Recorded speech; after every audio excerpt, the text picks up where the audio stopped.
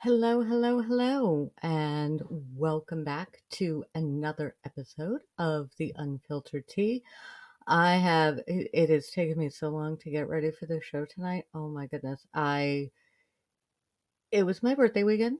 So we went out and we leveled up some things. I got a fancy new mic and interface, and also I think I made it so that I am not going to have quite as many ads when we do video stuff on here. Yeah, it's been a lot. So we're going to test everything out. At the moment, I have everything, I think, ready. It's been a very long day of pre production, a very interesting day of pre production, and well, late-ish in the evening. But this one is it's gonna be a longer one, I think, because I have a lot of trial stuff to catch up on. And also we need to take a hot minute to discuss game 4 of the PWHL and what happened. what what was that? And some of my thoughts and how they have evolved over the last 24 hours. So I am gonna go ahead, roll the intro, and I'll be right back. We're gonna talk hockey first. So because everything gets time stamped down below. And that way you can skip over the sports ball bits if you don't want to hang for that, or you can just watch the hockey stuff and then scoot on out. So that's where we're at. Gonna find where's my intro? There it is. Hello and welcome to the Unfiltered Tea, a show where we say all the things you wish the newscasters said, unscripted and unfiltered. We talk about news, politics, and entertainment. So pull up your soapbox, pour yourself a cuppa, and let's go. Let's go. Let's go. We are talking PWHL. Game 4. What a game that was. So, if anybody didn't watch that game, first of all, what were you doing last night?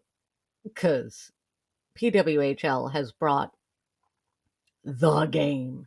And it's kind of fun because there are some different rules and things like that. And that is one of the main things we're going to talk about because a rivalry was born last night for sure. I mean, I know it's original six and which rivalries are going to last and all of that. Um, I think Game 4 just solidified a Minnesota Boston rivalry for the next 100 years of the BWHL. That is what I am thinking because wow. Wow. So the game was scoreless. The whole game. We had it was goose eggs, and it was completely the battle of the goalies. Completely the battle of the goalies. And of course, both goalies are walls. Just walls. Erin Frankel, goalie for Boston, has earned her nickname the Green Monster for sure. Wall in one end, wall in the other end. Some of the most amazing saves I've seen the entire time I have watched hockey. And then we get to the end of the second overtime. So we're already into double OT. It went on long enough that my cable box yelled at me. It was like, are you still watching? Yes, I am. Um, Hit the button real quick. And well, in the last, I'd need to check again. I was on the edge of my seat. Um, Last 2 minutes of double overtime, the second overtime, and Minnesota scores a goal. They think they've won the Walter Cup. We think they've won the Walter Cup. Everyone thinks they've won the Walter Cup. And then we get told the play is under review. They're trying to decide. Now, No, I'm going to finish this and then we're going to look at the rule book because, yes, I looked up the rule book for a reason. So, everybody thinks they've won. They're celebrating. Boston is feeling like they've lost. I say we because I'm a Boston fan through and through. Um, yes, I'm messing with my messing with my headphone cord. Don't mind me. Um, so like everybody thinks Minnesota has won. They scored that goal. Everything was good. And then the play goes under review. So everybody is now on the edge of their seat. Boston's like, okay, we could still be in this. Let's nail biter. Um, and then the goal review team decides it's no goal, which I cannot even imagine what that does to a team on the ice.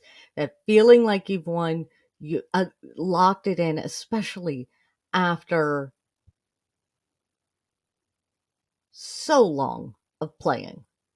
That's a full day on the ice. Everybody's exhausted.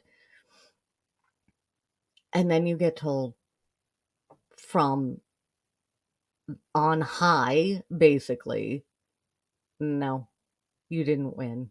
Goaltender interference. You can't actually slide into the goalie. Now, to be fair to everybody, and I have seen the internet go on fire on both sides of this equation. Here's my take on it. Maybe I'm wrong, but here's my take on it. When they are going through all the different angles, it looked to me like the Minnesota player whose name I can't remember at this moment was already in the process of either blowing an edge or trying to basically slide so that the Boston player couldn't get to defend the goal.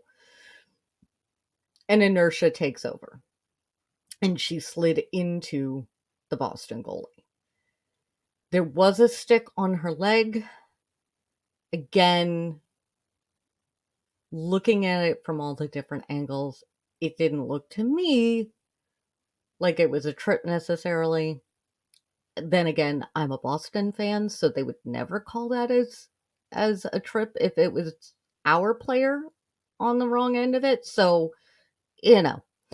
Um but yeah, I see where, and this is why I say a rivalry is born, because if you are a Minnesota fan, that was absolutely you're looking at that and you're convinced, a lot of them were convinced it was a trip.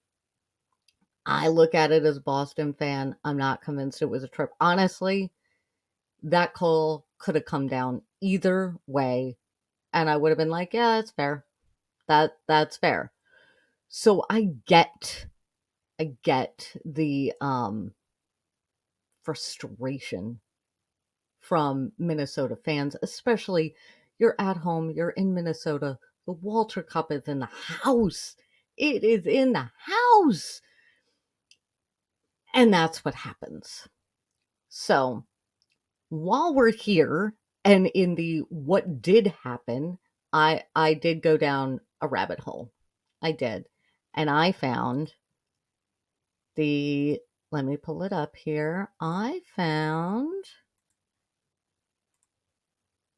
the rule book. I found the rule book. And the part that I want to focus on, I'm going to look over here because I cannot read it when it's on the screen in front of me. So I have to look over here so I can see it. But when I looked through this, the PWHL will have off ice video review staff present to watch all games, regular season, and playoffs, and to work in conjunction with the on and off ice officials. Basically, what I read in this is that they will take a look. Every goal shall be down here. Goal review procedures. Every goal shall be reviewed by the PWHL off-ice video review staff. If there is a need to delay the resumption of play following an apparent goal, the off-ice official at ice level will be alerted to signal one of the referees to delay the center ice face-off for a moment. And I will say that what I did see last night was as soon as that goal happened, the signal came down that it was being reviewed. And it looks like they reviewed it. They weighed and measured the goal, and they found it wanting. So, Minnesota, we're going to see you again on Wednesday for Game 5. And this was one hell of a first Walter Cup run for both these teams. It has truly been the battle of the goalies. And next up on the list, I'm going to swoop, and then we're going to have a minute because before we get to the end of the season, I need to say it to the internet that the ladies, we won't swoop. We'll just do the hockey and then we'll swoop and then we'll go from there. Me thinking out loud, hi. Okay. Nesson, CBC, Madison Square Garden TV, they have had an excellent crew on for PWHL. Just truly wonderful women and a couple men doing commentary and play-by-play. It's been a delight to see. I love all of it. I have I have two major complaints, like two big complaints. The first one, can we please stop interviewing coaches and players during the game? Please? Let them do their job. Talk to them at intermission, talk to them before the game, talk to them after the game. But can you stop interrupting I know it's not like interrupting the game, but please, please, please, please, please, please. It's frustrating. It's very annoying. Please don't. It can't be conducive to good flow of game. I don't know, but I would like that to stop. That is the first thing. The second thing is the lovely ladies high above the ice, who, first of all look fabulous, and I love the suits that they wear. I'm loving the ladies' outfits, coaches, players, all of it. Not to judge women by what they wear. I just, it's nice when they bring a good sense of style to it too. I mean, the men all wear these nice suits and great ties and whatever. I'm loving that the ladies are doing the same. I also love that if I'm watching PWHL, if I turn on ESPN to watch the NHL, it's mostly guys and a couple of ladies. If I turn on PWHL, it's mostly ladies and a couple of guys. So I hope that one of these days it's all going to even out and we're going to see everything sort of reach more of a 50-50 split, because I think that's kind of where we're headed overall. But for the love of God, I know it was the first season. I know that this has the budget of a crappy little liberal arts college in the middle of nowhere. I get that. But two things these ladies desperately need from their production crew, for the love of God. Clip-on microphones so they don't have to hold the mic, and a desk so that they do not have to try and keep their clipboards and their pens and all of their notes like on perched very precariously on their laps. Three things. I'm sorry, not two.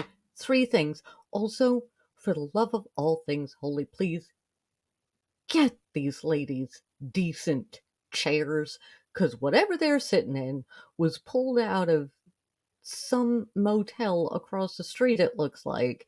And they look terribly uncomfortable and not very useful, and all of these gals look like they're just perched and don't want to move. And they have to have the microphone and they're holding their clipboards. Like, they either need to grow 2 extra arms or I don't know. For less than $1,000, they could go online and order a basic desk and some better chairs. Like, seriously. Please. Please, that. So, that's where we are with the PWHL.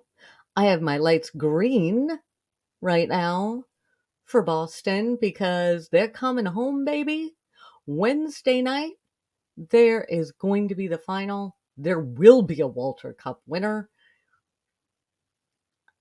And we're just going to sort out what happened in game 4, and I'm going to bet you that we're looking at another overtime. I mean, either somebody is going to find fire or we're looking at another overtime game, and who knows how that is going to go. There's no telling. Minnesota and Boston, everybody's playing great. It's been amazing to see. I can't wait. I was going to go down to the game on Wednesday, and then I thought about it, and I thought about how much I don't know. To be determined. I will share here if I go. Either way, I will definitely be watching that game. And so that is the PWHL update and where we're at. I am buffering. This is the face of Aurora buffering. I'm going to swoop, and we are going to dive right into the last week of the Karen Reid trial, because if I don't, I'm never going to bed, and I do need sleep at some point. So let us swoop and move on.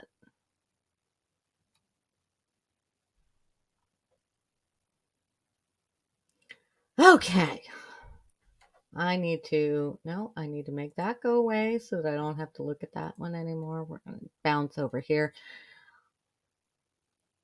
I'm just talking through my production. That's what I'm doing. I need to change a few things around. My hair may stay down and it may go up in a minute because it's weirdly warm all of a sudden in my room. I don't know where that came from, but oh, you know what I forgot to do? I forgot to change the lights. We are moving on. So we're gonna change them up. We're gonna change them up. Do we like that one? That's kind of what we tend to go with. We'll go with that for a while. I don't know. That one might be a little bit better. We might go with that. Nah, I'm liking this for right now. We'll hang out. We'll hang out with the purple for a while because it looks good against blue. And it's been okay. So, Karen Reid trial. Before I continue with this, few things. The first is that I try to hold myself to a higher standard than, the normal stuff that comes out of my face here on the internet, because at the end of the day, with this particular tragedy, it is abundantly clear that this is tragedy upon tragedy upon tragedy for a whole lot of people sitting in that courtroom. And for all the snark I have and all of the shade that I have for some of these witnesses so far, it does not take away from the fact that kids lost their parents and then their guardian. Parents lost their kid. Somebody died, and no matter how you slice it, no matter what happens for evidence here, that's a thing that happened, and it affects the lives of the people that were in their life, that were around them. And it seems from the evidence coming in that he was a pretty good dude. And a lot of people miss him very much, which is part of why I'm harder on some of these witnesses, because it's very weird to me that they seem more concerned about themselves than about what happened. And it's frustrating because it certainly does not seem like the police ever at all did a proper investigation. It also seems, I'm deep enough into this trial at this point, it seems like the prosecution has been playing defense and the defense has been playing prosecution. I've said that before. It's weird to me. It's just weird to me. Why? Why? It's so bizarre. It's so bizarre. So with that, I'm going to try, I have timestamps, and I'm going to try and zoom through day. Let me check my notes. Do I have old school notes? I do. I have old school notes. Why? Because I'm not fancy. Also, when I'm watching this trial, I'm not watching it with I'm not watching it on one of the channels that doesn't have commentary like Court TV or Law and Crime.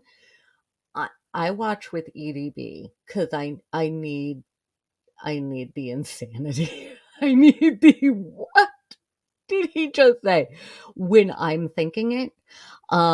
So that's where I'm watching, and also she starts a little bit later so that we can zoom through some of the slower bits and leave it on 1.25 speed because Lally takes forever to get to anywhere useful. So I don't get timestamps when I'm doing that because I'm also working. So I'm listening to everything and it's a whole thing. Anyway, excuses. Um, I feel like I look a little funny on the purple, but how are we feeling? How are we feeling? This is so much better when you do it live and then you can sort of see what people are thinking. Maybe we'll leave it here for a little bit. Maybe, oh, I know what we can do. We can sort of go that route.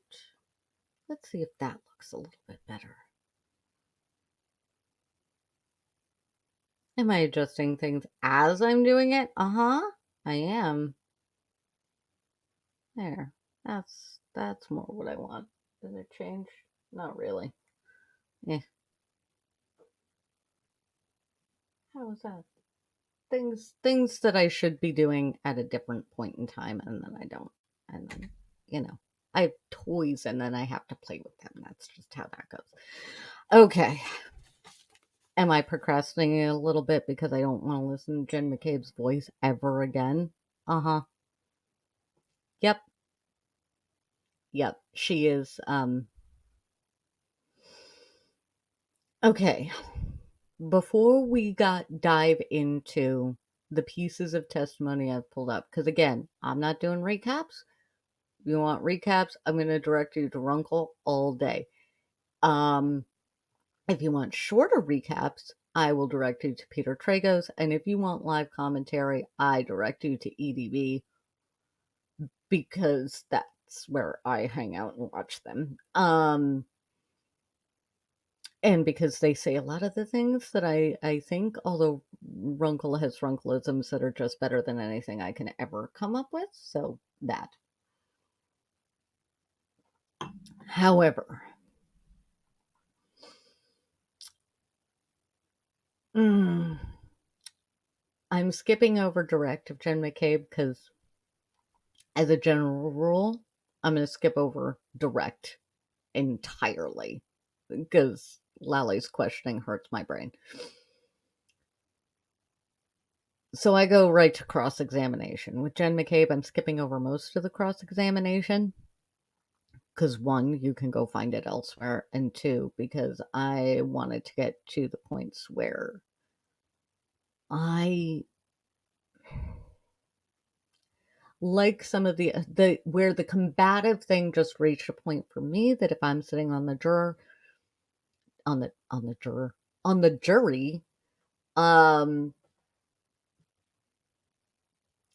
that it kind of put a sour taste in my mouth. And the thing is, other witnesses haven't. There are plenty of other witnesses. I know it seems like there have because I've skipped over a lot of them. But, eh, it's just kind of, and if I'm being perfectly honest, I grew up in a town about the size of Canton in Maine. Clickiness is a thing. Clickiness amongst a group like this is also a thing. And eh, I didn't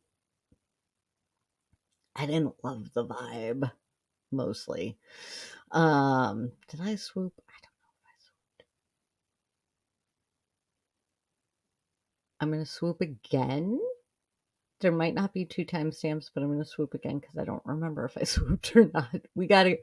I need to stop procrastinating. We just need to hop into Jen McCabe. So I'm gonna swoop. We're gonna do that, and we're gonna talk about her testimony a little bit.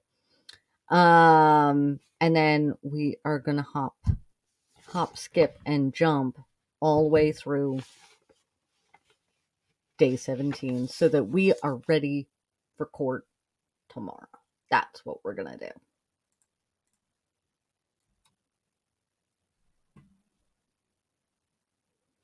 All right. Should I have brought the share screen up while I was swooping? Mm-hmm. Did I? Nope, I did not. All right, day 15.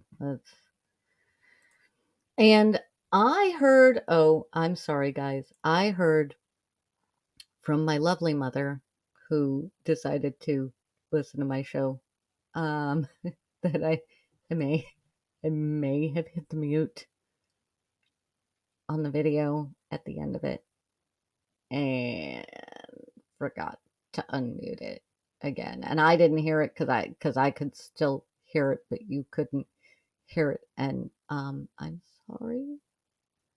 Whoopsie doodle. I'm learning how we do this. Okay, let's see if I can change where I am. Nope. There we go. That's what I wanted. Okay. Oh, I almost hit end recording. We didn't want that. No. All right, let us adjust on this screen ever so slightly. Let's go with cross-examination of Jen McCabe. Where do I have it pulled up to? I have it pulled up to the start of the questions about the Jeep. Because yeah, that's where we're starting. Basically, her testimony has been, what's the point of her testimony? The reason the prosecution brought her in is because she's the one that says, that Karen Reed says, I hit him. And boy, was she combative with Jackson, which was fair to an extent, but yeah.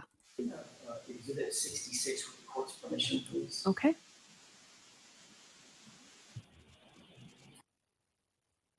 Goes to voicemail. Correct. No spinning wheel of death. So in order to hang up that butt dial, oh right, you have to interact with that phone yet again, don't you? No, yes. Wait.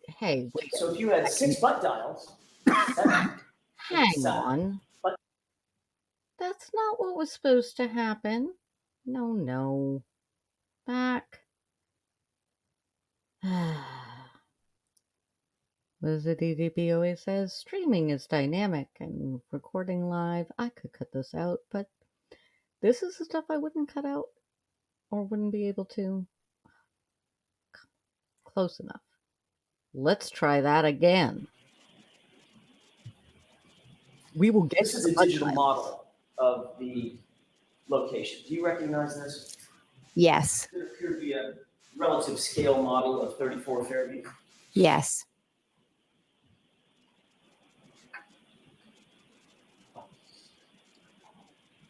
This would be the front door, correct? Yes. And where's the mailbox? If you can point to it with a laser pointer. Okay, so you're pointing to an area just in front of a car that's in the driveway, correct? Yes. And then the driveway's to the right, Yes. and then along this line is the front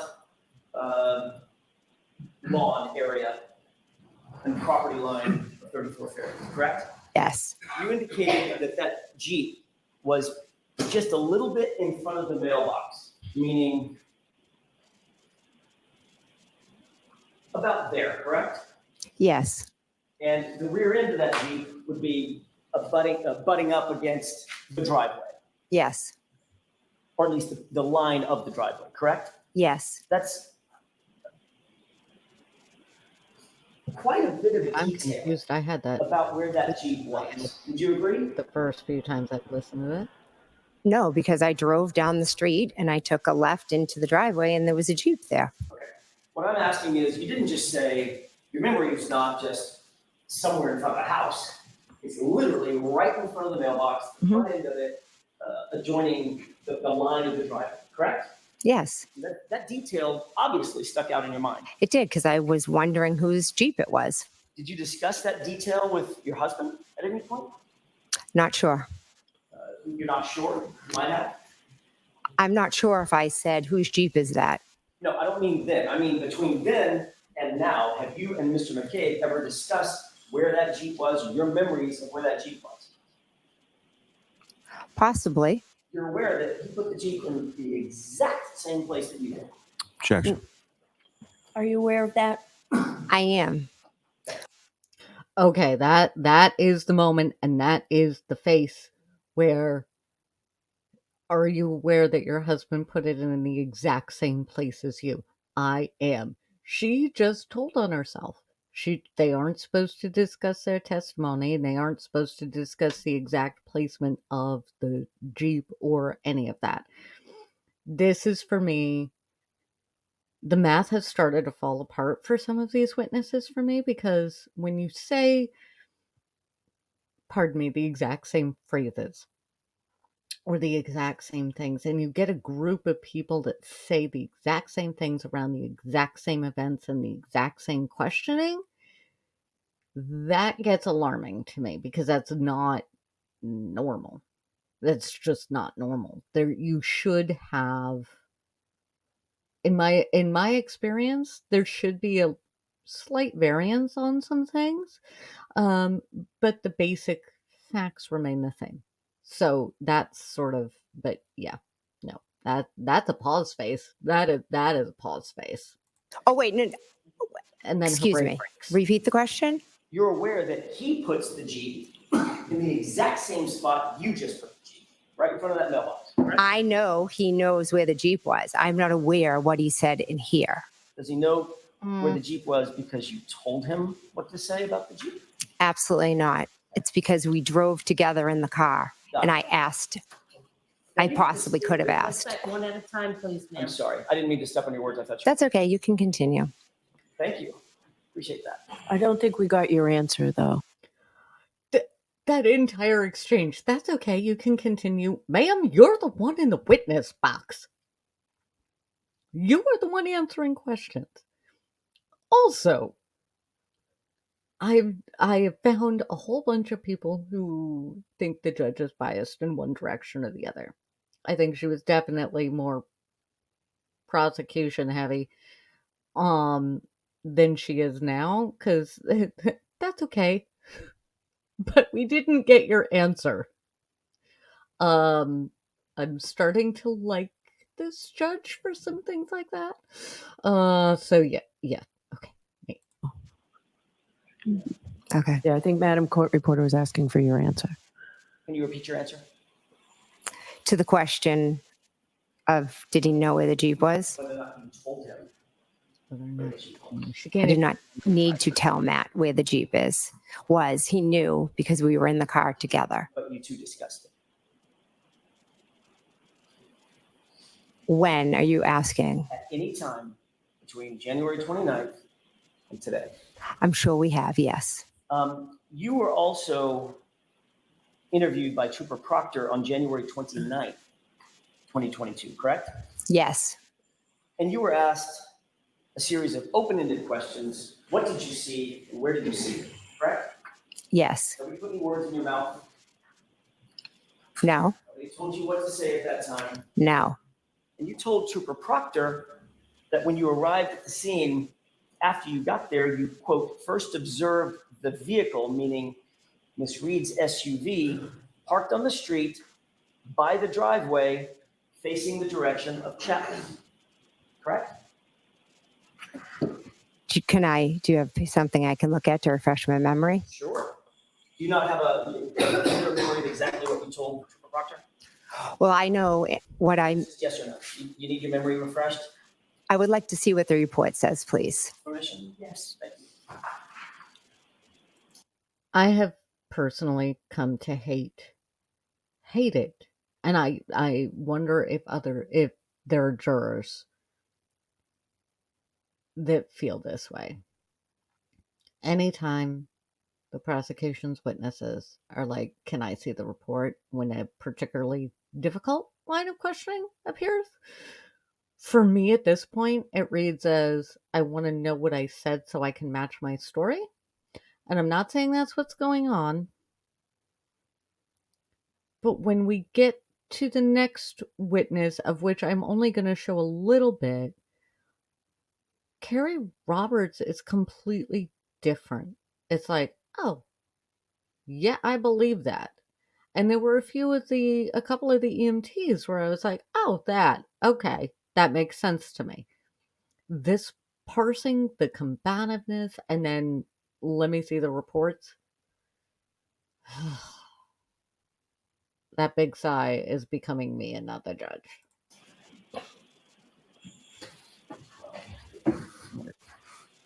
Paragraph 3. Mhm. This is the face page. You'll review that, especially the highlighted. Zoom. Zoom. Zoom, zoom. Did you have that? Does that refresh your recollection? Yes, I know I told. All I'm asking you, I'm so sorry to do this. I don't mean to be rude. I'm just asking you, does that or does that not refresh your recollection? Regarding? What you said to Trooper Proctor on the 29th. Well, I know what I said to Proctor Trooper on the 29th. Okay. I have to do it this way, court rules. Mhm. Does that help you with your recollection of what you told Trooper Proctor? I didn't tell I told Trooper Proctor the car was outside when I looked at the front door and was straight outside. Okay. I can't quite get the answer I'm looking for. The court is going to require me to ask this question again. Mhm. Does that refresh your recollection, yes or no, as to what you told Trooper Proctor? Yes. I did not say this to Trooper Proctor, no. It doesn't help. No. Okay. It took way too long to get to that answer. There is a process. He's trying to explain the process. I know he can be a combative, snarky little something at times.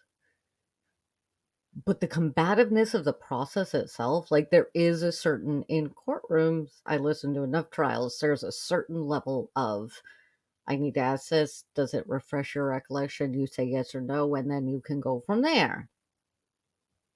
Let the man walk you through there. Just My approach? Yes. Thank you. we're gonna zoom again in a minute. So you did speak to Trooper Proctor on the 29th, correct? Correct. And Trooper Proctor asked you some very specific questions about where things were, correct? Correct. Focused on Miss Reed's SUV, didn't he? Asked you questions about where Miss Reed's SUV If you was. can show me in the report. Just read it. So just off of what I just read, is that what you're going off of? Yes? I'm asking for your memory. You're testifying.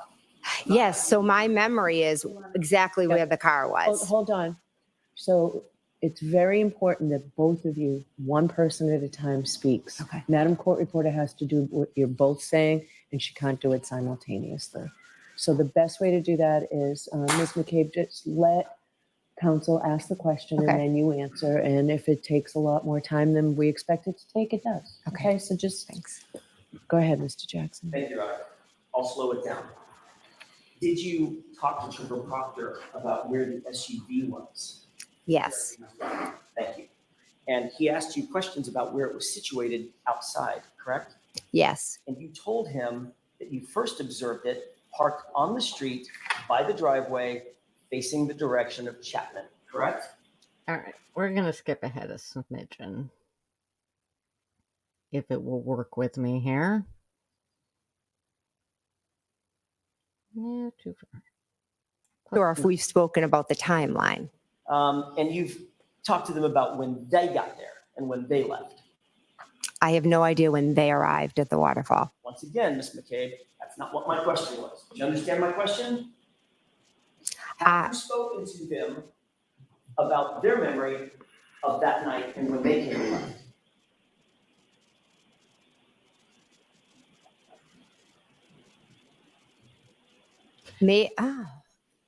Let me answer the question for you, my dear. Yes, you have. You've all talked about this because how can you not? Have you discussed your testimony? I hope not. But the actual question was, have you discussed this? Answer, yes. They have not shared with me when they got there or when they left. In the 2 years or 2.5 years since this event, you've had extensive conversations with your friends and family about this circumstance, correct? Correct. Yes. You've told them your observations, your story, correct? Correct. Your observations of the night.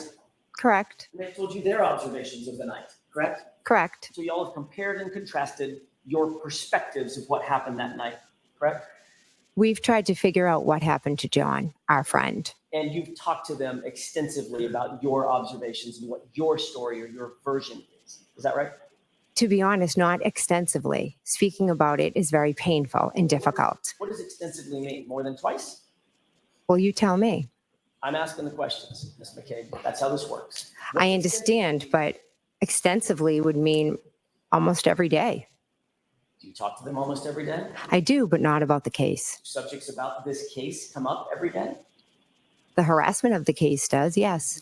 What about the specific facts of the case? No, it's the facts aren't spoken as much as the vicious harassment is. Okay. I'm going to side note here because I don't know the specifics of the harassment, but here's what I'm going to wager from what I have seen in all of the online chats that I'm in and how people are discussing this back and forth. It goes both ways. Karen Reed is getting it as well. They are getting it. And the fact of the matter is, nobody should be getting this. In theory, the legal system is there for exactly the reason to take it on. And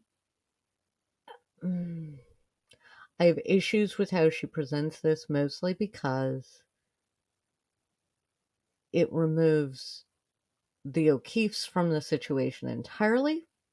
And I get that in this situation, she might not have any empathy for Karen Reed. But here's the other way I'm thinking about this, because I can't help it, it's my brain. So if you have one group of people that's shouting murderer and things like that at Karen Reed, and you've got another group shouting it at Jen McCabe and her family, first of all, don't do that. Why take it there? No. Just no. Just no. Answer no. One isn't any better than the other. And that's the implication for me in this, is that one is deserved and one is not. None of them are deserved. And should there be a conviction? Yes, but this is a perfect reminder. We have in this country a presumption of innocence. The assumption going into a trial is that the defendant is innocent of the charges, and it is up to the prosecution to prove beyond a reasonable doubt that the charges are correctly brought. Just saying. All right. Am I going to skip ahead? Yeah, because I can't listen to that again. So let me find my next timestamp here. I'm improving on how I do this, but I'm not there yet for where I want to be. Okay. Can I read my writing? I don't know. We're going to see. We're going to zoom. Close enough. Nope. All right. Let's zoom. There we go. May I proceed? Yes. Oh, right. Ms. McCabe, as you looked over that flat lawn with that good and clear view of the SUV, you could see the SUV and everything between you and the SUV, correct? When I looked out the front window, I could see the SUV clearly, like I'm looking at you right now, and it was further away than you are. And you did it not once, not twice, not 3 times.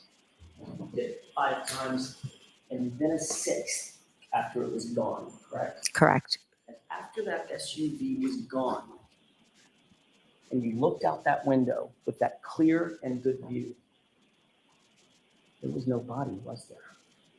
I never saw a body. Thank you. I wish I had. The addition of the I wish I had, which is something Brian Albert said. It's something somebody else has said. It's one of those phrases that keeps popping up that sets the hair on the back of my neck sort of up a little bit.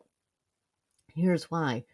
I will give the defense this. The prosecution has not nailed down an exact timeline of when they think this happened. Well, I think they've tried, but they haven't done it well. The defense actually is narrowing down a timeline for when, based on what the prosecution has brought in for when the timeline is where they think he would have gone down.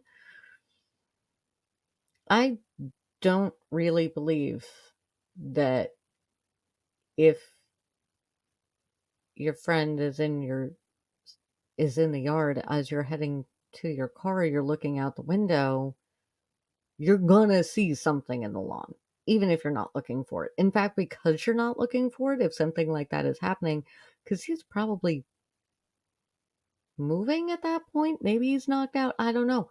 They haven't explained it to me. The prosecution needs to explain it to me. I'm just saying. I don't like that I never saw him. I wish I had. Not, yeah. Continuing. Sounds like that's a little rehearsed. Not at all. That. It's not at all. I'll let the answer stand. It does feel rehearsed. I'm going to zoom. All right. We are going to zoom to another spot here. I just want to listen to it with everybody here because a lot has been made. That you went into his house and began to look around for him when you first got there with Kerry Roberts and my client, Karen Reed, correct? Yes. You indicated that you looked in his bedroom and saw that the bed was made, correct? Yes. Okay. A lot has been made about Karen Reed not taking off her shoes going into the house.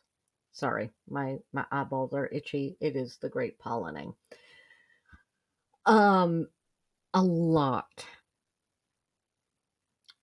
has been made about John being a neat freak and then Karen not taking off her shoes. Here's the thing. If she was supposed to be there for the evening, and or if she knew what had happened, because this has been charged as a homicide, like as a second-degree homicide, but it hasn't been charged as a manslaughter case.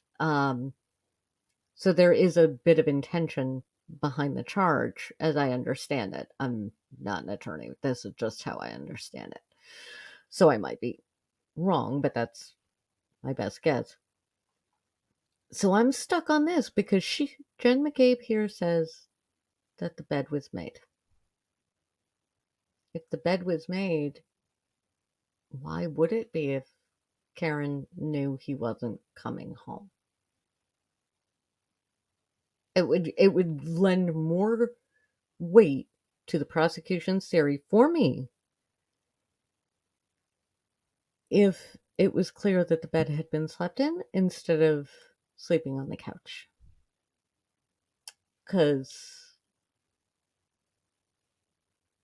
why would you sleep on the couch if you know the person isn't coming home? It's just, I can't, somebody will explain it to me, probably not prosecution, but we will see. So I'm stuck on that. I'll let her go for a little while I'm looking at the next thing. You also you indicated that you looked around other parts of the house looking for him, searching for him. Is that right? Yes. You obviously saw the blankets and pillows on the couch downstairs in the living room, correct? I peeked over at the couch. And you're aware that Karen Reed stayed on the couch that night to wait for John to come home? I'm not aware of that, no.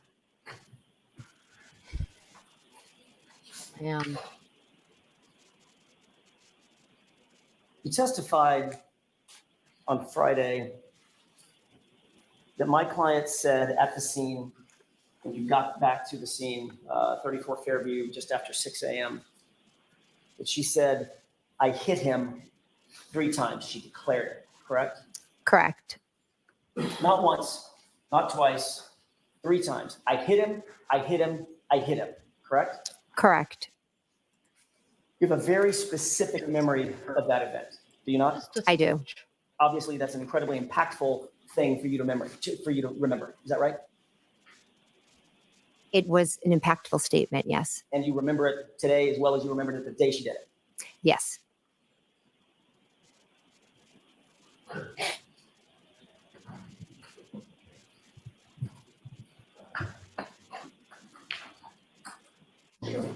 I'm I'm going to hand you a document. Before I ask you about that specific document, did you review anything before you testified in preparation for your testimony today or Friday? Yes. Did you review your grand jury testimony? I did, yes.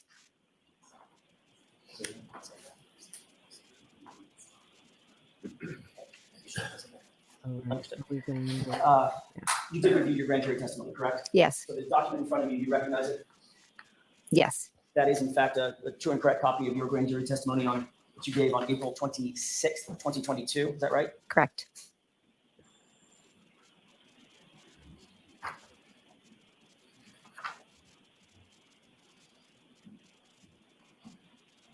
A few months after the events in question, right? Yes. You were under oath at the time that you gave that testimony? Yes. And you were subject to the penalty of perjury when you were answering those questions, correct? Yes.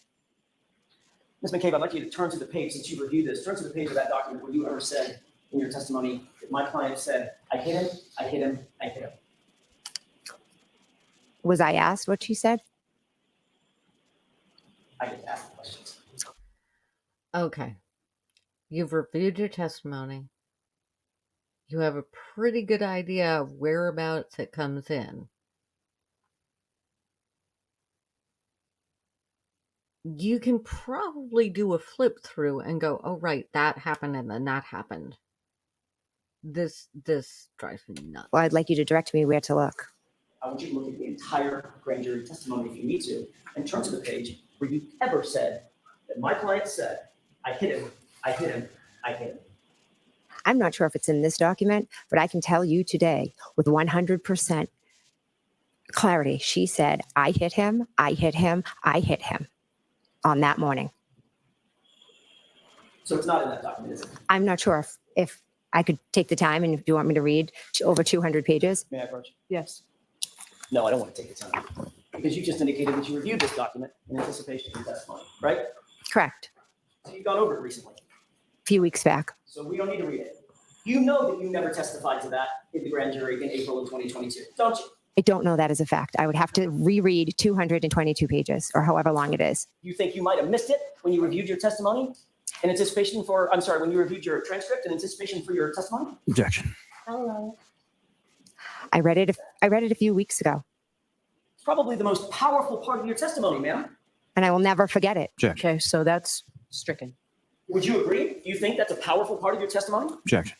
I'll allow that. It is, yes. Did you see it in the transcript? I cannot recall. It's over 200 pages. Yes. Like, I don't believe that. These are select pages. I mean, that's a lot. 190, 192. Could just be how my brain works. We're gonna skip that. Pages Mhm. out of your grand jury testimony. Skipping it. No fewer than 12 times what my client said, either at the scene or on the way to the scene. Oh, we're here the 12 times. Okay, we're gonna zoom further because where do we need to get to? We need to zoom through all of this, and we are gonna go to yet another butt dial, I do believe. Okay.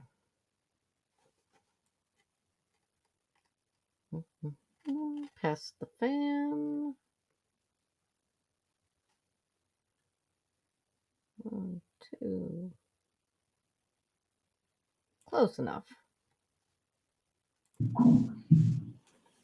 Oh, right. I can't Okay, hear that appears to be the anything end of on the the tape. recording. Okay. I hear stuff, but I would. You called your That's sister at 6:07 and 42 seconds, correct? I don't have my phone record in front of me, Does that sound about right? approximately. And you've made a second phone call at 6:08 and 17 seconds. Does that sound about right? I did call her twice, yes. And both of those calls show in your extraction that they were answered phone calls, correct? I don't have my extraction in front of me. Well, you've been asked this question a bunch of times, right? You were asked this question at the other proceeding, is that right? Yes. You And were shown phone records. if you have them, I could see them here. You were shown phone records then. Yes. And at that time, you were confronted with the fact that the phone records show a 7-second call for 6:07. correct? Objection. I'm going to strike the word confronted. Go ahead and ask. I'll pick another Go word. ahead and You ask the were- You question. were shown evidence that the 6:07 call lasted 7 seconds. My sister never answered the phone. I know you want to answer your own questions. Yeah. I'd like if you answer my question. Were you I missed that the first time. I know you want to answer your own question. Yeah. No. That's not the name of the game, ma'am. Also, if somebody answers the phone and it's 7 seconds, just you I'm not saying it was a lengthy conversation, but the phones don't just magically answer. Not a thing. shown records that showed the call lasted 7 seconds? I cannot recall the exact record I was shown, but I was shown a phone record. Okay. And you were shown that the same phone record showed that the 6:08 call lasted 8 seconds, right? Again, I don't have it in front of me. Does that sound about right? About right. And there were a number of other calls that showed answered that weren't answered. Well, we'll get to those in a minute. So the two calls at 6:07 and 6:08, at least the records indicate about 15 seconds worth of open line time, talk time. 7 seconds, 8 seconds, right? You have the record in front of you. I don't. I'm just asking if you were confronted, there's that word again, if you were shown records that established that based on your own phone extraction, your phone records, that the 6:07 call, the 7-second call, the 6:08 call was an 8-second call, right? I was shown records, but I don't know exactly what they were, how long the call said, because You don't know exactly what they were. I guarantee you there are several lawyers that were in that room with you, presenting you with the call log, explaining to you where it came from. I long to have the actual experts. Can we have the battle of the experts now? That is a phrase I never thought I would say out loud when watching a trial. she never answered the phone regardless. You also made another phone call at 6:23, did you not? To Brian Albert? If you could share my phone record, it would be very helpful. Do you recall it? I know I called my sister and I called my brother-in-law in the house. I do not know the exact times. That's all I'm asking. You made a phone call to Brian Albert as well, right? I believe so. That was around 6:23. It was a few minutes after you had called Nicole twice, right? Correct. And that call was not answered. None of them were answered. But the record showed that that call was not answered, as opposed to Nicole's 2 calls, right? Right.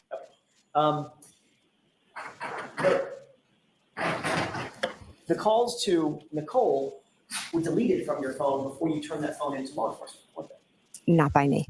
By somebody else? I never deleted any calls when I willingly handed my phone over. You claim that you didn't delete calls, but you do know that your phone was forensically analyzed and those calls were in the deleted file folder, correct? I have seen that, but there were 20 calls all in a group that were all deleted. So cherry picking a few makes it look a different way. Okay, so we'll get to those. 20 deleted calls? You say? I'm not cherry picking anything. Okay? Mhm. Asking you questions about the records. Which I would love a copy of if I could see. We'll get to that in a second. This is going by your memory. You've seen these records a bunch of times. You've been questioned about these records a bunch of times, right? Yes. So we know that you called at 6:07, 6:08, or thereabouts, and about 6:23. 2 to Nicole, 1 to Brian, correct? All right, we're going to skip the arguing back and forth and arguing back and forth and arguing back and forth, and we're going to jump ahead to arguing again about deleting calls and texts. And that's weird. If you're going to delete stuff and you tell an officer that before you hand your phone over, don't do that. Where am I at?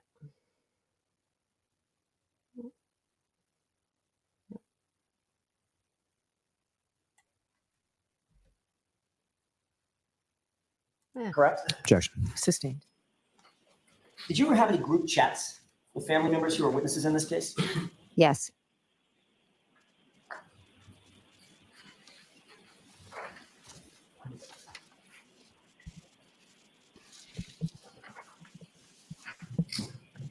Fires over here. Zoom. Zoom. Zoom. My timestamp was To wrong. make sure the record is clear. Did you delete any of your calls before you turned your phone into law enforcement? That's what I said. I before. spoke with the 2 officers that I handed my phone over to, and I asked if I could delete the personal conversations with my daughters. And they said absolutely yes, that I could. So other than calls with your daughters that you deleted, did you delete any other calls on your phone at all? There were text messages. It was actually text messages with my daughters that I deleted, and that was all I deleted. Did you delete any phone calls? I do not recall deleting any phone calls at all. I would have no reason to delete anything. So that's very different than I didn't delete any phone calls. I do not remember deleting phone calls, means you might have. In day-to-day life, people delete things, but I do not recall deleting any phone calls. In day-to-day life, did you delete any of the calls to John O'Keefe? No, Did you delete any of your calls with Nicole Albert? no, Did you delete any of your calls with Brian Albert, no, with Chris Albert, no, with Julie Albert, no, Colin Albert, no, with any of the witnesses in this case? Did you delete any calls before you turned that phone over? no, no. May I please? Yes. So I want to know why the calls or how the calls. McCabe, I'm handing you a She didn't packet of documents. do that.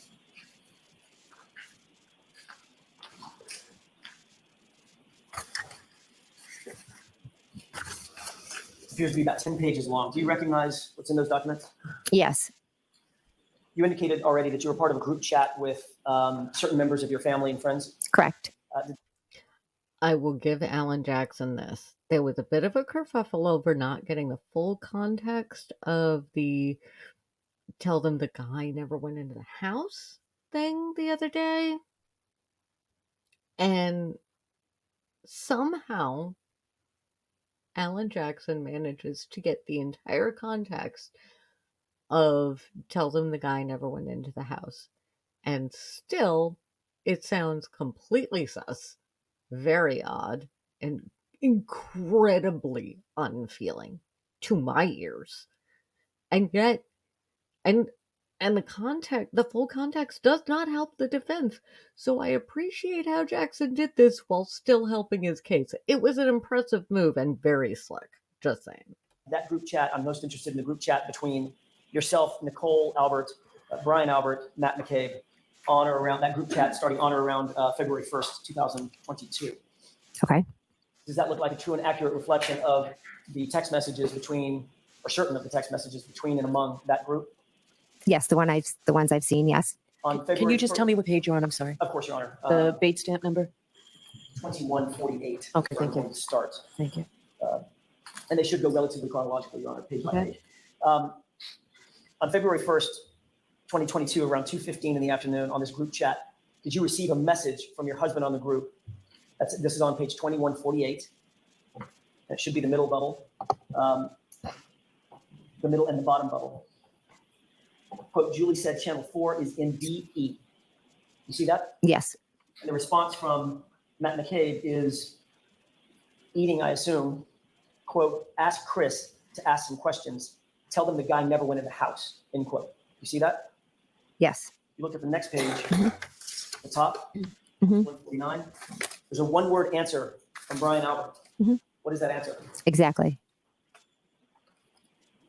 Yeah, it doesn't sound any better. Does it appear to you from this chat that In full Matt McCabe was directing witnesses, specifically Chris Albert, what to say to the news media? Objection.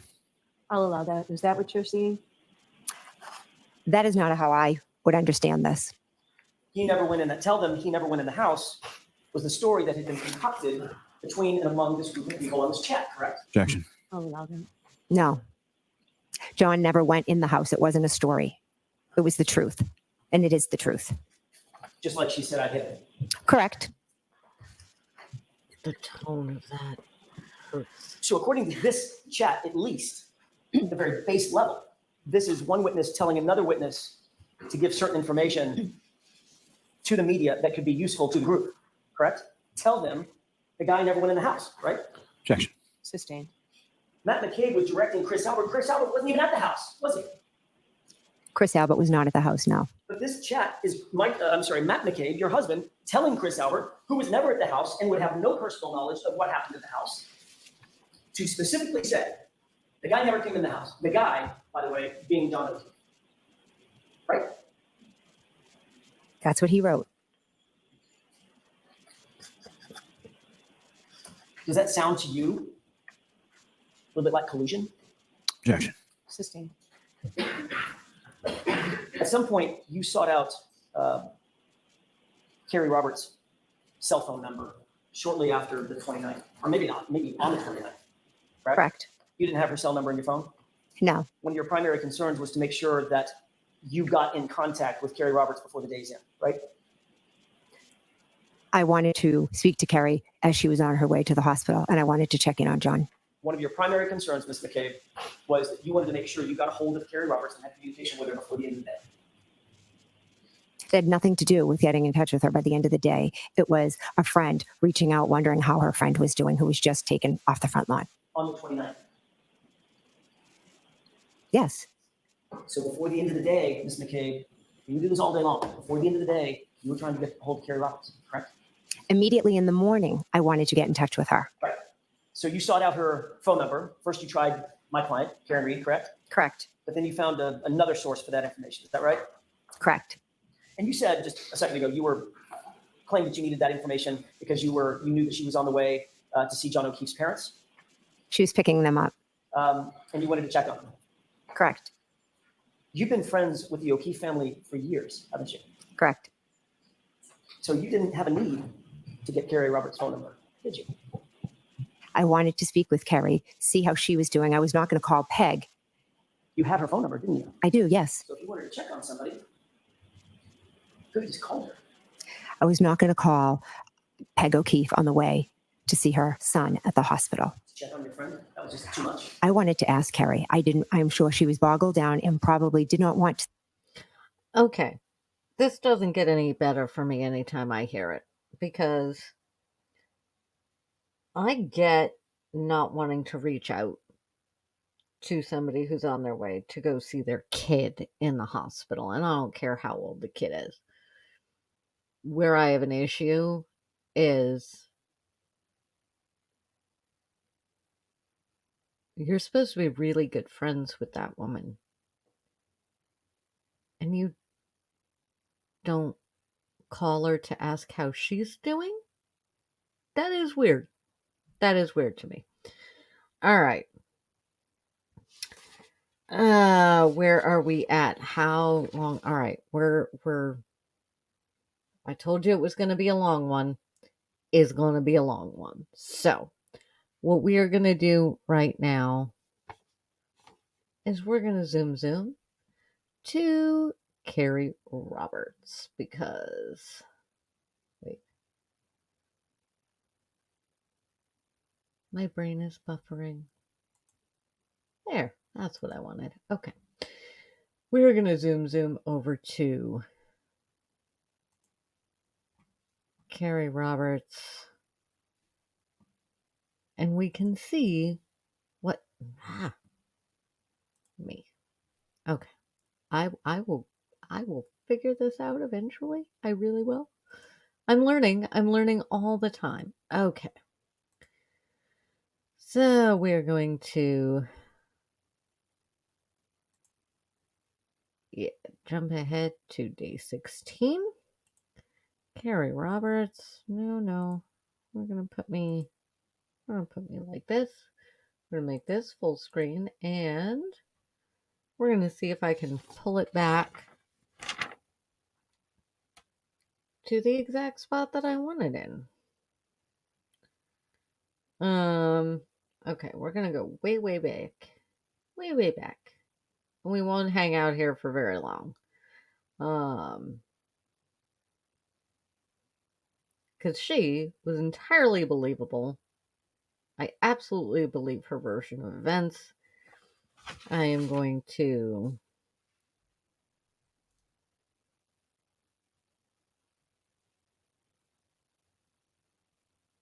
I'm going to listen to my timestamps, even though I can't remember why I'm going to listen to my timestamps. Why did that do the thing?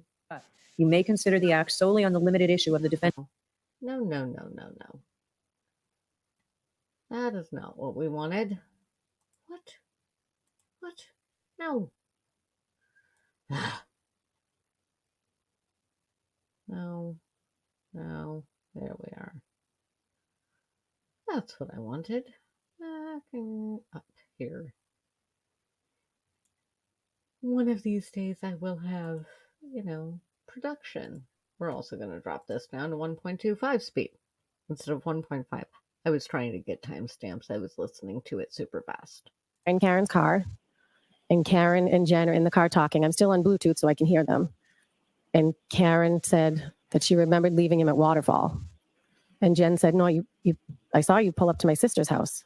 And then at some point in the conversation, she said, what about my taillight? What about my taillight? And I looked, and there was a piece missing, but it was caked on with snow. You could tell there was a little black hole, but there was snow like caked on it, and it was a blizzard at this point.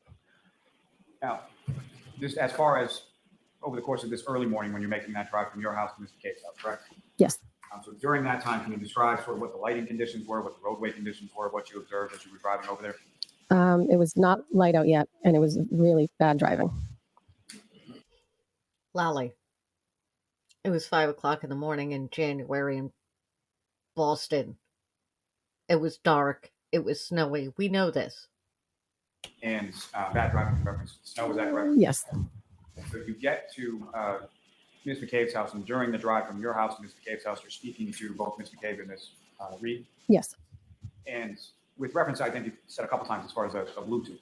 So as far as what you're hearing on the other side of the conversation, is it just one person, or are you able to hear sort of everything that's going on in the call? I could hear everything. It was like a regular phone call. Lally, the car connected to the phone. She in the car. From where you were, your impression was it was hooked up to the speaker of the car. Correct. And when you get to Ms. McCabe's house, or what you were just testifying about as far as the taillight, when is it that you're making those observations? In Jen's driveway. And so about how far away from the defendant's car were you the first time? Okay, we're going to skip ahead because we can see the difference between fighting every answer and this. So far, I believe Kerry Roberts.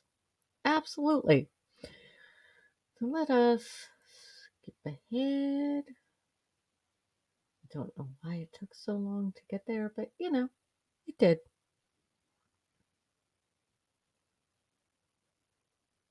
I did not leave myself clear notes about where we're going, so we're going to just get there and find out. It's not an exact timestamp, but it's close enough. Fill out a form. And as far as your phone was concerned, were there any restrictions or anything that you gave to them as far as what they could look at or what they could clone or what they could do? That's what my notes meant to say. Yeah, this is Kerry Roberts also turning over her phone. With your phone? No. And as far as how sort of that process works, as far as the cell phone extraction or anything, do you know anything about that? No. And I believe her. do you recall how long it was that you were without your phone at the time you handed it over to them to whenever you got that? Well, they took both of our phones at the same time, and we didn't get them back for like 7 or 8 hours.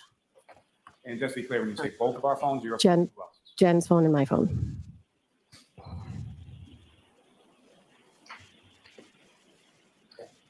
Now, at some point or at any point, did you give any kind of interview or have any conversation with any officer from the Canton Police in regard to what happened that day? No. And are you familiar with a Canton officer named Michael Lang? Yes. How do you know? My daughter and his daughter are friends. So beyond your daughters being friends, is that someone that you know or that you socialize with or anything like that? No, I mean, they've come over to my house. His wife. I'm letting her play. I know this is a recording, but I have to close my window because my dog's going to start freaking out in a second because it's rainy and she gets scared of rain. So that's where I'm disappearing to for 1 second. But I'm letting this go through till the end of her testimony. Wife and him one time, but we don't hang out with him socially. His wife and I are friends. Now, at some point around this date, around January 29th, let me ask you, turning to the next day of January 30th, do you recall what you did that day? We went over to the O'Keefe's house. My daughter, Jen, and Jen's daughter, and myself. And following that, do you recall where you went? My daughter wanted to get dropped off to her friend's house at Mike Link's.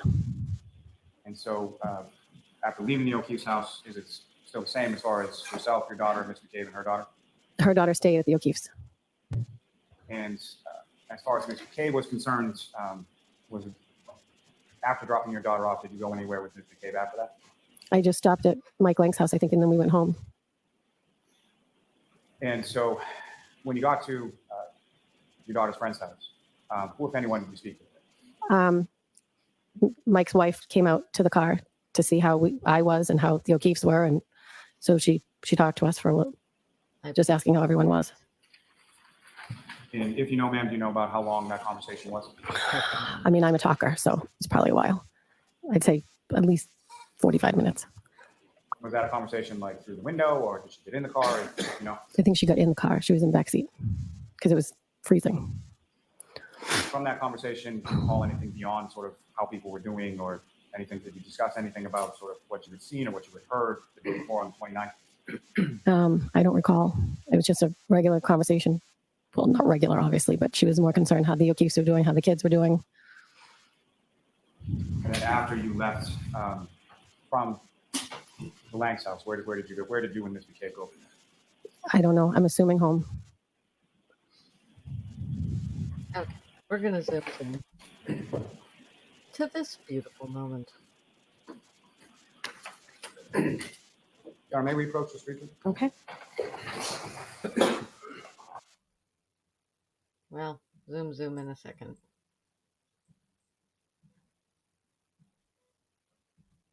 Zooming. I hate this pan. I know they don't have a whole lot to work with, but still. There. Sorry, Norm, one moment.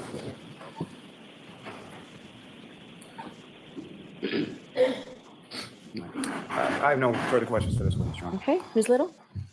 No questions, Your Honor. No cross of this witness. No cross. That's the one I wanted to get to. Because, in my opinion, if they're like, no cross, you weren't there, you weren't at the house, you weren't at the bar, you're not going to be able to tell us what actually happened or didn't, so no cross. Okay, I need to swoop because I think I forgot to swoop, and we are going to quickly, because I want to cover Marietta Sullivan's story.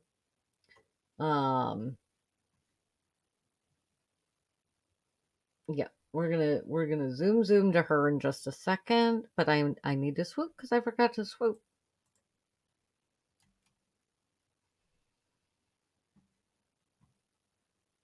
I'm gonna skip over Laura Sullivan because she was a good friend of John O'Keefe's. More tragedy, more yet another person missing, somebody who helped them through a really horrible time for them.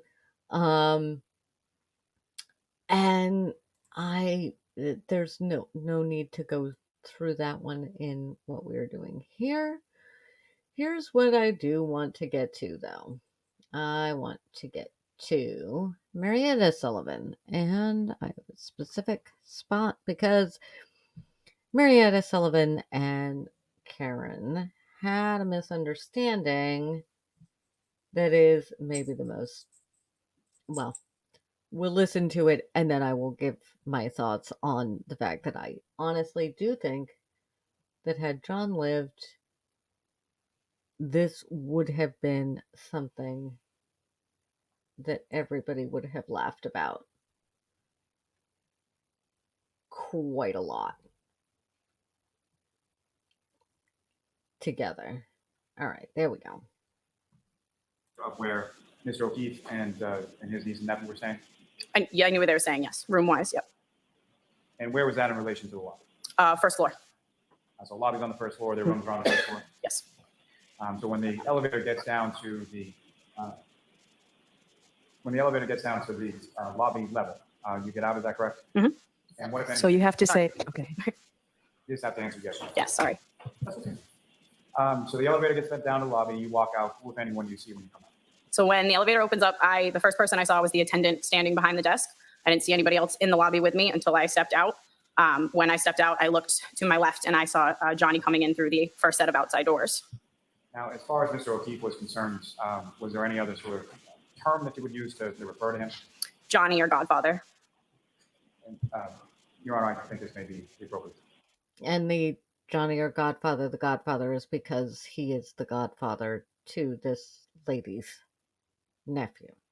Not charged with committing any crimes other than those charged within the indictment. So this witness's testimony may not and must not be considered by you as any evidence that the defendant has a bad I character think or as evidence that she may have a propensity to commit the crimes with which she's been charged. You may not take the defendant's prior acts that you'll hear about as a substitute for proof that the defendant committed the crimes charged here. But you may consider the acts solely on the limited issue of the defendant's state of mind and the nature of her relationship with John O'Keefe as it might go to motive or intent. You may not consider this evidence for any other purpose. Specifically, you may not use it to conclude that if the defendant committed these acts, that she must also have committed the offenses with which she's been charged. You can only use the evidence for the limited purpose of how it goes to the defendant's state of mind, motive, and the nature of her relationship with John O'Keefe. If you listen to this story and you find that in your mind Karen was a bitch to this young lady, you can't make that equal to being murderer. You can just see if there's a motive And for the same findings that I made at sidebar. of that instruction. Proceed, Your Honor? Yes. So you walk out of the elevator, you're by yourself, correct? Yes. And you see Mr. O'Keefe. Could you see where Mr. O'Keefe was in relation to the lobby or where he was coming from? He was coming from the outside doors into the lobby, Is that where the pool bar is located? opposite side. Opposite. Yes. And when you see him come in, who, if anyone, do you see with him initially? Nobody with him. And what, if anything, was he doing or how was he acting sort of when he came? So he sort of stumbled in. I came out of the elevator and my initial response to him was, "Whoa, you okay?" I actually said, "Whoa, Godfather, are you okay?" But yeah, he was stumbling into the lobby. So he And was did you hampered. go over to him at that point? I did. I went up to him and I gave him a hug. And what happened then? I pulled back. He was glassy-eyed, looking above me. We never made eye contact. He was looking above me. It looked like he was looking for someone. I asked him, "Where are you going?" assuming that he would be coming to the pool bar to meet us. He kept looking around and he indicated that he was going that way and pointed toward a bank of rooms to our right. And I said, "Well, you should go that way." And I stepped back and I guided him toward the area that he was going. Now, as far as the bank of rooms to the right, you indicated that you were familiar or aware of where Mr. O'Keefe was and where the children were. Is that correct? I know they were on the first floor. I'm not 100% positive as to where exactly their rooms were. And if you know, did you know whether or not that Mr. O'Keefe was staying in the same room as Patrick and Kaylee at that point? I didn't know if they were staying in the same room or not, no. So you point him in that direction, and what happened? So I pointed in that direction. He walked off. I continued out to the pool bar when I heard very loudly his name screamed across the lobby very angrily, and it made me stop in my tracks. And when you stop in your tracks, what happened? I started to turn around to come back in. So once you go out to the pool bar, you kind of go around a corner and you go out of view. So I turned around to go back in. As I'm going back in, I hear someone yell, "Who the fuck was that?" And as I come around the corner, I see Mr. O'Keefe walking toward a woman. And he said, excuse me. He said, "Calm down, that's Laura's little sister." And what happened then? When I came back around the corner, I said, after Mr. O'Keefe said, "Calm down, that's Laura's little sister," I said, "Hi, nice to meet you." That's when Miss Reed's head snapped up, and she very loudly told me to go fuck myself across the lobby. And I said, "Yeah, fuck you too," and walked away. And just to be clear. So clearly everybody was angry and upset about that. Not going to lie there. But I am going to point out that we're a little salty up here in the north, which means based on this testimony, based on everything everybody has said, I kind of think that had John lived, had Officer O'Keefe lived, that Karen Reed and Marietta Sullivan would probably have had more of an opportunity to, pardon me. I apologize. I will not edit that out because it's late, clearly. No, I think that they would have truly actually become friends, and this would be a funny story down the road. I did not embiggen myself. I need to make myself big. Make myself big. Okay. That's what I think there. I up here, I mean, hey, fuck you. Even our dogs bark at each other from time to time. So yeah, that's that. Okay. What is next? Yeah. Okay. The man with no game. Higgins. There's a lot to cover with Higgins. Can we do it? Can we do it, ladies and gentlemen? Can we do this all today? If I put it off any longer,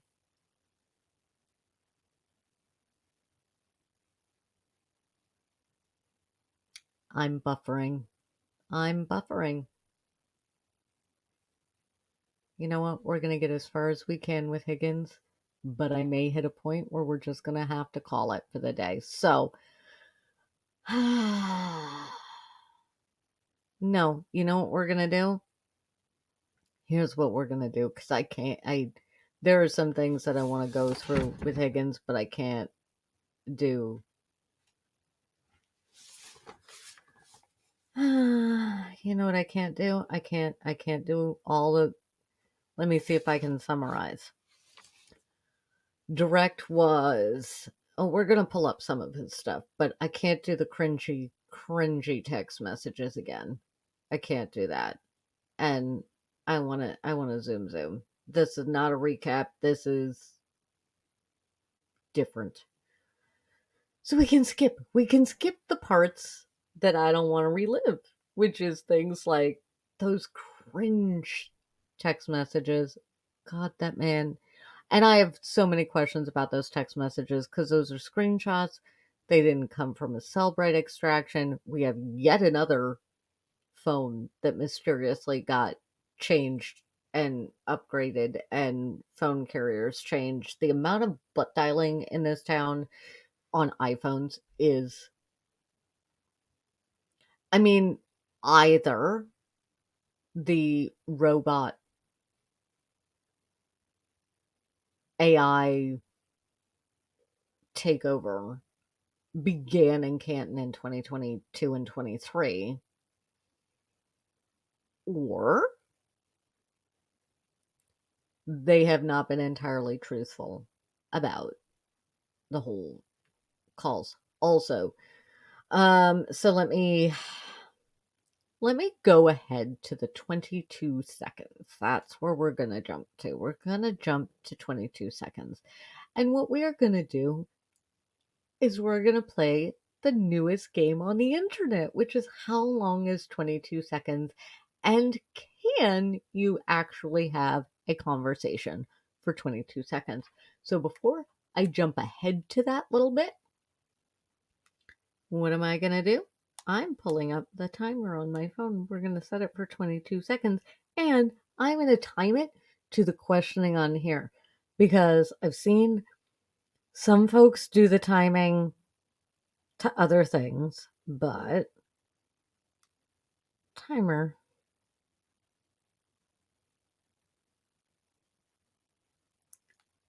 Oh, minutes. 22 seconds. So this little baby is gonna buzz when we get there. But first, what I am gonna do.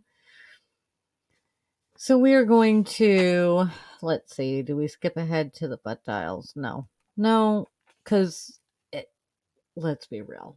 Every time we're hearing this many butt dials with iPhones, I think most people who have ever encountered an iPhone ever before in their life, especially one with the Face ID and the long passcode. And in the case of Higgins, his phones, both of them, were on his nightstand table. So that's even more impressive. So robots starting. Give me a second. I need to do a couple things here. All right, hang on. No, come on. Bear with me, ladies and gentlemen. I am arguing with technology at the moment. All right, so we are going to skip well far ahead. Okay. And we're going to put the playback speed at 1.25. Okay, we are skipping ahead to Butt Dial Central. No, it would be helpful.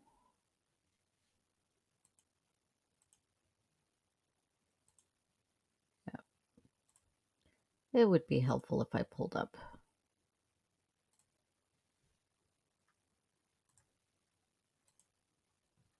It would be helpful if I pulled up the actual video.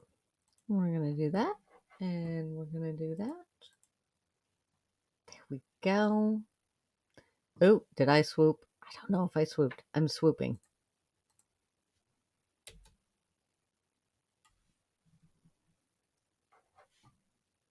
It's easier for myself if I double swoop than it is if I don't swoop.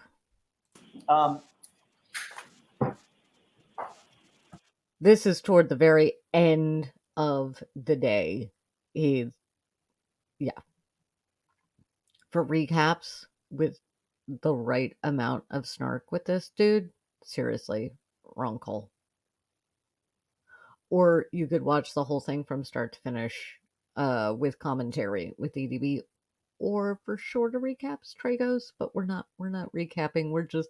You were clear when you went to sleep in your prior testimony that you put both your work and your personal phone. You had two at the time, correct?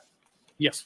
A personal and a work cell phone, right? Yes. You put them both on your bedside table because that's what you do every night. Is that right? Most often, yes. As a matter of fact, you were asked whether or not you have a charging station, and you said, yeah, it's right on my bedside. I don't know that I don't have a charging station. Right. You said no, bedside. In other words, you keep your phone by your bedside, on your bedside table. Usually. You also testified that you did not use your phone that night to go on social media, correct? That's correct. You indicated that you don't go on, you didn't go on social media because you don't have social media. You don't use it that much. I don't.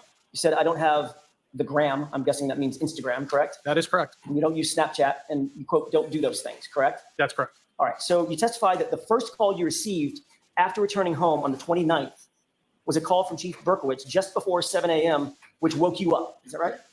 It was around 6:30-ish, I think. Okay. Your testimony previously was at some point before 7 a.m., that call was the one that woke you up. Yes. And it turns out, Mr. Higgins, that was a lie, wasn't it? No, it wasn't a lie. When you were asked that question at a previous hearing, you didn't know that the person questioning you had your phone records, did you? I assume they did. And you were thereafter confronted with those phone records, correct? I was asked about them, yes. And those phone records established that you and Brian Albert actually exchanged not one, but 2 phone calls at 2:22 a.m. that morning, at a time when you claimed you were in bed asleep, correct? I have no recollection of any phone calls. May I approach you on? Yes. No recollection of any phone calls, except your phone records say that there are phone calls. May I approach you? Yes. Thank you. Take a look at those 2 documents and tell me if you recognize at least the top one. Do they have a page number for me to follow or no? I was just asking Ms. Little. I don't think we've introduced them, and no, they don't have a page number, but I'm going to ask that they be marked for identification. We're zooming here because I want to get. Do you recognize those? Yes. May I approach? Yes. These are, you know what, I'm going to, if it's okay with the court, maybe witness maintain those documents? Sure.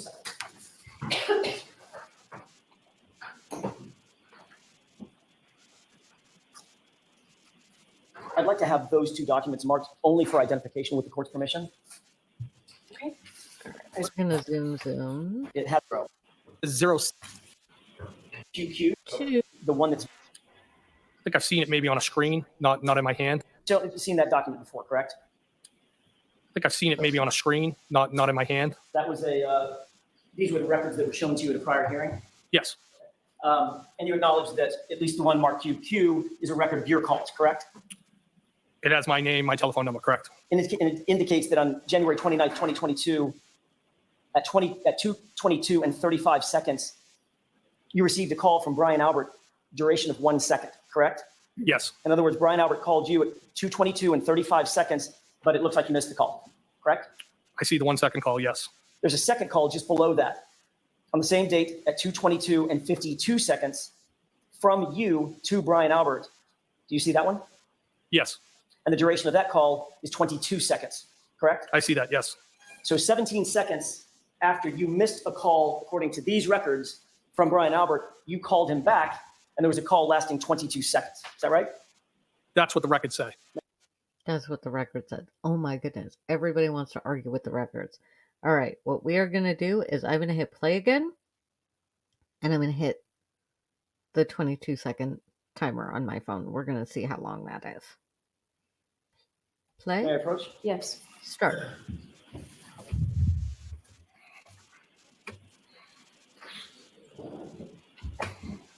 This entire time, the timer is going. So the fact is, you were speaking to Brian Albert in the middle of the night, approximately 3 hours before Mr. O'Keefe's body was found in his yard, correct? No, that's not correct. And that was 5 minutes. That was the entire exchange. That right there. That was 22 seconds. I hit pause and pause at the 22-second mark. So we had time for an uncomfortably long pause and a full question and answer to be asked. So in 22 seconds, yeah. Yeah. Yep. Mm-hmm. An entire conversation can happen. I'm just saying. Before 2:27 a.m. when there was a Google search for how long to die in coal, correct? Objection. Sustained. And then, of course, you lied about that under oath in that prior proceeding by saying, I don't remember this phone call. Objection. Sustained. Did you, in fact, tell the truth at the prior proceeding when you said, I don't remember that phone call? I always tell the truth. Did you lie under oath, sir? No, I did not. Would you tell us if you did? Objection, Your Honor. Sustained. You acknowledge that there's a 22-second phone call I mean, it's in your rude, phone records, correct? but it's kind That's of. what's bad. reflected by the record. And 22 seconds is quite an amount of time. Would you agree? It's 22 seconds. As a matter of fact, It's about this long, with the court's permission. The court does not give permission. That's argument, Mr. Jackson. If we were to Guess what we have to look forward to in Jackson's closing argument? The jury is going to sit there for 22 seconds. Yep, that's going to happen. Okay. Zooming, because there's argument back and forth between Jackson and this dude about phone swipes or key card swipes at the Canton PD, where he clearly, seemingly was for quite a bit. Let's see, we hear absolutely not yet again.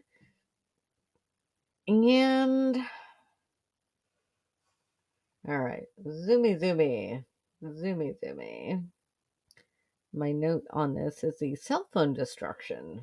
More cell phones going bust. Oh, that's close enough. That's not where I wanted to be, but it's close enough. Why did you say, listen, I didn't do anything wrong with this? Objection. Why'd you say that? Because I felt they were being accusatory, and I was trying to explain what was going on. And what I had said over that was, I believe what I said, something to the effect, I can't be 100% positive. And then when I went on to say, it's probable. But I felt like they were being accusatory, and I was trying to explain how the phone calls came in. I've had time to reflect about it after that, since that testimony. And that information about the taillight that was found was provided by each person. I didn't provide any information to anybody. Next question. Thank you. You said, look, I didn't do anything wrong in this because it looks like you and Ken Berkowitz were colluding to provide information to Brian Albert, correct? Objection. Is that correct? Absolutely not correct. That's And wrong. you knew that was going to look like collusion, which is why you said, look, I didn't do anything wrong in this. Objection. Objection sustained. Mr. Higgins, if you wanted to get rid of, and you've dealt with cell phones and electronic devices in your career many, many times, correct? Over my career, yes. You've probably even written search warrants for them, things of that nature, right? Yes. If you wanted to destroy evidence on your cell phone, what kind of steps might you take to do that? Objection. If you wanted to just get rid of information on your cell phone that would be unrecoverable, what steps might you take? Objection. Do you know how to get rid of information on your cell phone? Objection. That's allowed. You can answer that. Do I know how to get rid of information? I mean, I think there's different ways. You could wipe your phone. Anything else? You could wipe your phone. Good. Factory reset. Factory reset might be one, wiping your phone, taking the SIM card out. I don't know that the SIM card is going to take information that's on the phone out. So that might be one avenue. You could break the SIM card in half or snap it. It could, yes. You know, the SIM card stores an enormous amount of data that the phone's just a brick, right? No, I don't know that. Okay. You could also, if you take the SIM card out, you just get rid of the phone somehow, right? Just destroy it. Yes. Might even consult with some kind of an expert to help learn how to permanently erase things from a phone. Mayday, sir. When Alan Jackson uses that tone, you might even consult with an expert.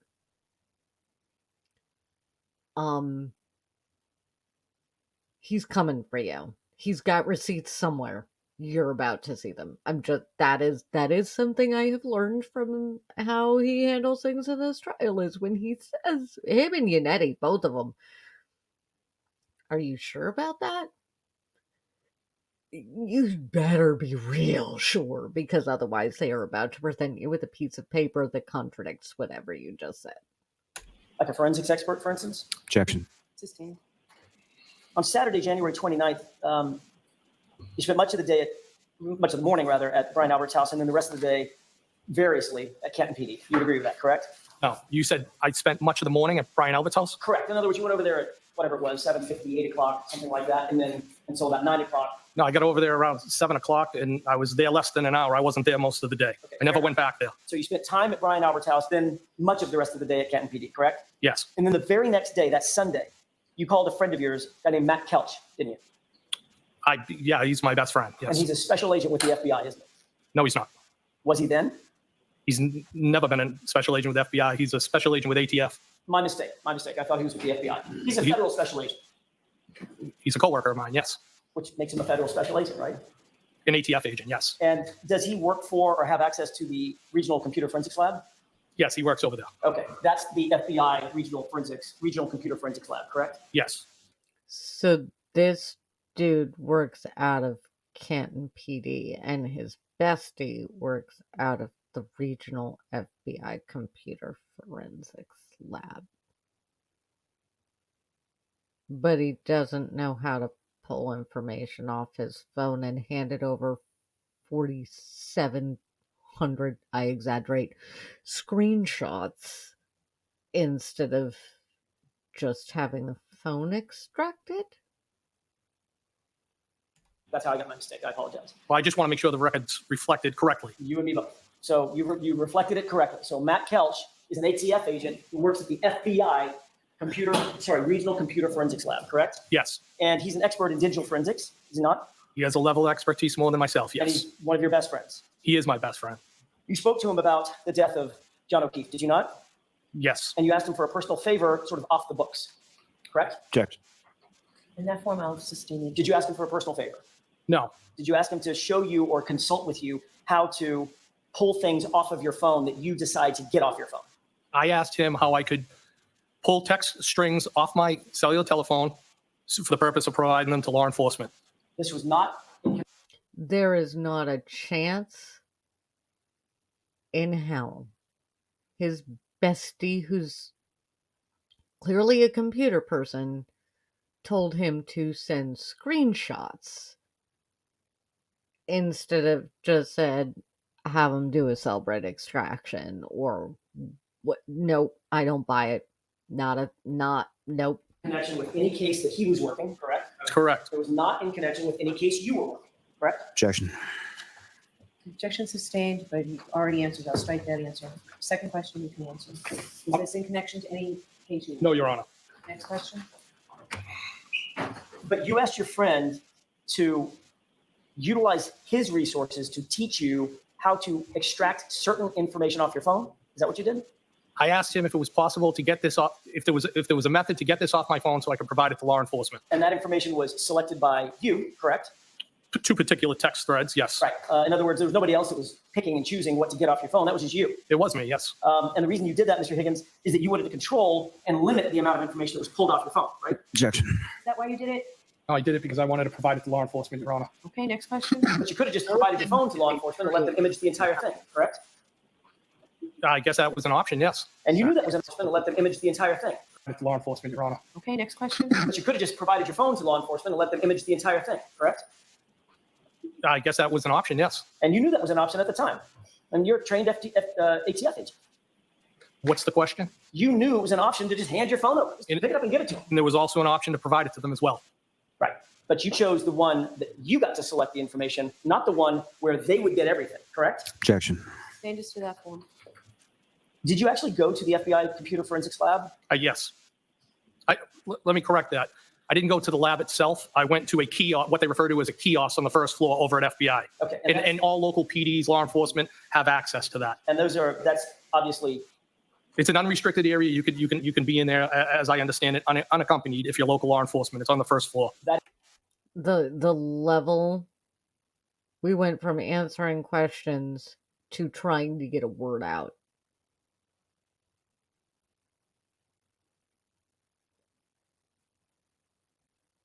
I feel like this is that moment, like when I started with McCabe earlier, and she had that moment where a thing came flying out of her mouth, and then she went, "Oh, that's gonna make me look real bad."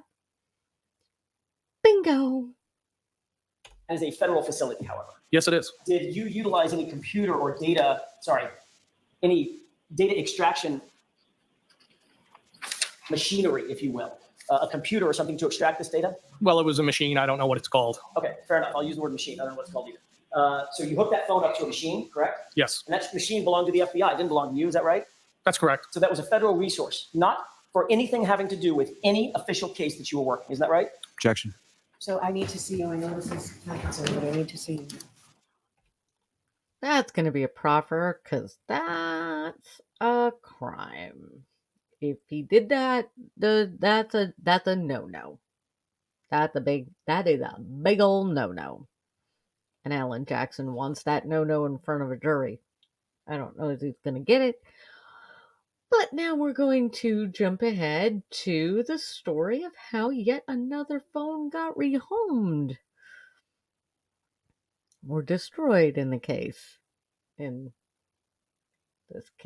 And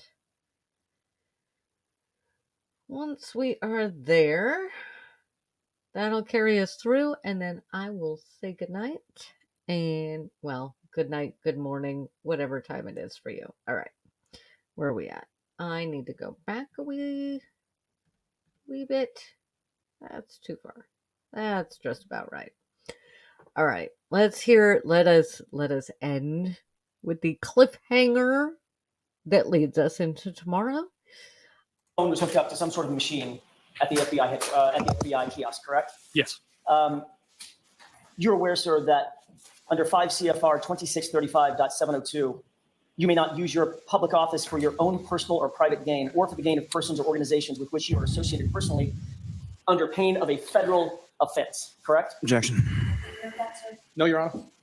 Are you aware that under 5 CFR 2634.704, it's a felony to quote?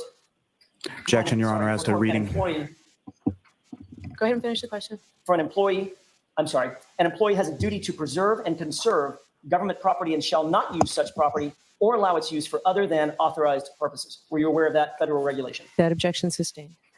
Sir, notwithstanding those regulations, you utilized the services of Matt Kelch as a friend and a colleague, but utilizing federal resources to pull information off your phone, correct? Objection. Sustained as to that form. In fact, you were successful in getting information off your phone, which is the text that you turned over to the Commonwealth, correct? Objection. In that form, you're almost there, Mr. Jackson. That form was improper. The information that was ultimately pulled off your phone was the information that you selected and you and Matt Kelch worked together to get off your phone, correct? Objection. Is that correct? No, Your Honor, if I could explain. Sure. He walked me through on how I could pull the text string with John O'Keefe and the defendant. He walked me through the process, how to use the machine. And then you did that. I did do that. That's And that's correct. what you turned over to the police. That's correct. And any other information would still be on your phone ending in 5421, correct? Well, that information stayed on my phone. I just took those strings off and provided them to the Mass State Okay, Police. so where's your phone? I do not have that phone anymore. You've destroyed that phone, haven't you? No, I threw the phone away. Well, that's destroying the phone, isn't it? Phone. I had every right to do that. And then you destroyed the phone. I didn't destroy the phone. I threw it away. Sir?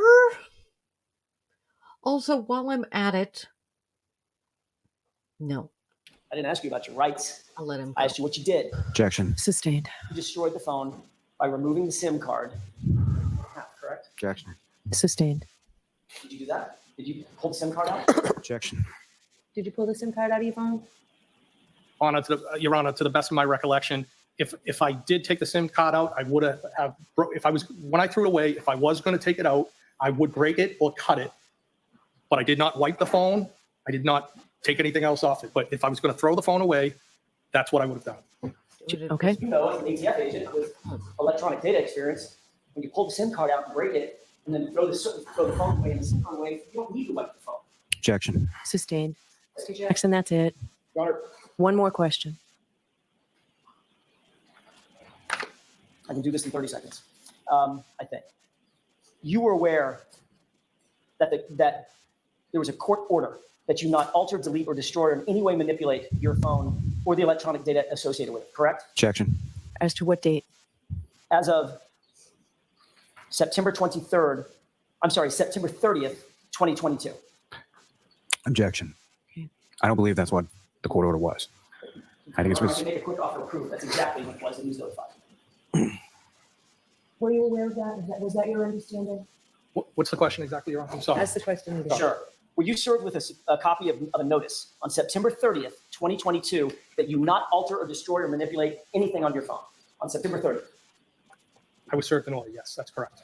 And isn't it true, in another hearing, you explained that on September 29th, the day before you claimed you got that notice, you changed phone carriers and changed phone numbers And I maintained the phone. until you didn't, when you destroyed it a month later by pulling the SIM card out and throwing it away, correct? Objection. Sustained.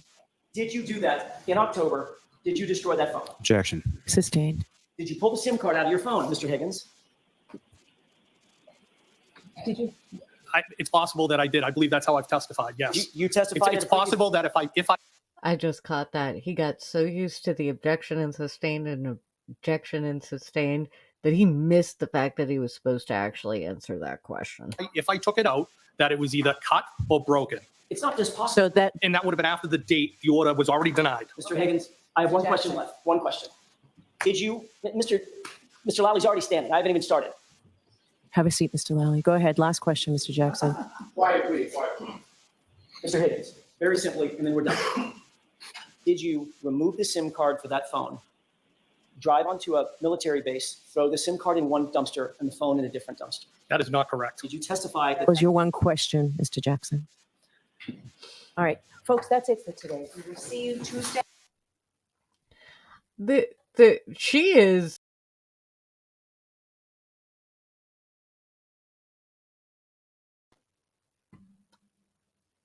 I disappeared myself.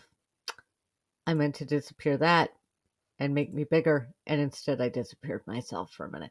No, when this judge is done for the day, she's out. She is out. She's done, and she is the queen. Oh, come on, camera, find me, camera.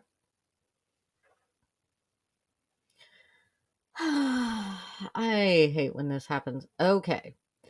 I'm going to cheers the audience here for a minute because it seems to see it's the camera just needs to take a minute and go home. All right. That is where we left court last week. Was there. I skipped over the cringiest text message. I skipped over all of the text messages. If you want me to go over any of them, ask nicely and I'll consider it. That was painful enough on round 1, and I put myself through 2 rounds of that. Please don't make me do that again, because that was so, the cringiest texts on the internet. When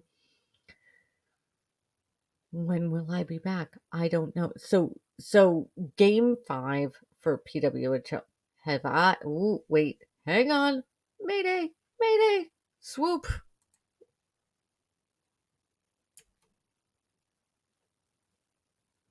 Much better. Okay. Needed to do that for myself because then I'm going to timestamp so that you can zoom past things that you don't want to do, and that my production is going to continue for a while tonight. I had a thought. Human buffering over here. Okay. Oh, do all the YouTube-y things, all the likey, subscribe-y things, please.